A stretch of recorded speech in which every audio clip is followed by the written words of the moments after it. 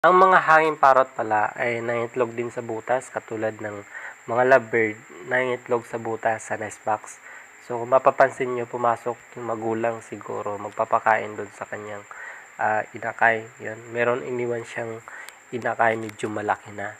So itong kulasisi ay napakaganda din ng kanilang kulay. Matitingkad yung kanilang kulay katulad din ng mga lovebirds. So meron siyang kulay sa noo at saka dyan sa dibdib pati sa buntot. So napakaganda pagmasdan. Itong hanging parrot ay meron din nag-aalaga nito, mangilan-ngilan, pero pinagbabawal po ito kasi ito po ay endangered. Makikita natin sila sa kabundukan, doon po yung kanilang habitat. Ngayon naman, pag-usapan natin, paano nga ba natin malalaman ang gender ng isang kulasisi o hanging parrot? Dito sa video, kung makikita nyo, meron pula sa noo yung mga lalaki. At meron din makikita kayo niya na pula dyan po sa kanyang dibdib. Pati na rin dyan sa buntot niya, meron din siyang pula. Yan ang palatandaan kapag lalaki ang isang kulasisi. So ngayon, dumako naman tayo sa kulasisi na babae or hen. Sa mga babae na kulasisi, makikita nyo wala po siyang pula dyan po sa noo. At wala din pula dyan po sa kanyang dibdib. Meron siyang pula doon po sa buntot. Dati nagkaroon din ako ng alaga ng kulasisi, nilagay ko sa kahoy. So meron siyang dapuan. Doon din siya kumakain, nilalagyan ko ng saging kasi yun yung kinakain niya. At iba pa na mga bungang kahoy. So ang itinali ko, hindi po yung lubid.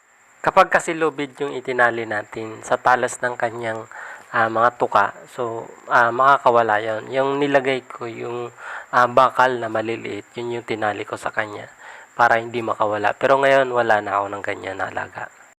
Siguro maganda rin siguro yung mga kulasisi i-breed ng captivation kung mga taon na yung magpapalaki sa kanila o magpaparami. So siguro maganda rin yun para mas dumami yung kanilang mga bilang dito po sa atin sa gubat. Pero siguro sa gubat nagbe-breed naman po sila ng ayos. So ngayon meron tayo ditong inakay na winalay natin sa kanilang magulang dahil meron ng itlog yung kanilang parents. So ngayon iwawalay ko na lang sila para makapokus na yung kanilang magulang sa pangingitlog. So dito natin yan ilalagay kasi itong mga nasa taas ay mga handfeed ko yan, mga bata pa. So ito, meron din tayo ditong dalawang parakit. So nalaglag rin naman to doon po sa pugad at hindi na natin binalik. So inaaway nung magulang dahil buntis na naman, mag-iitlog na naman.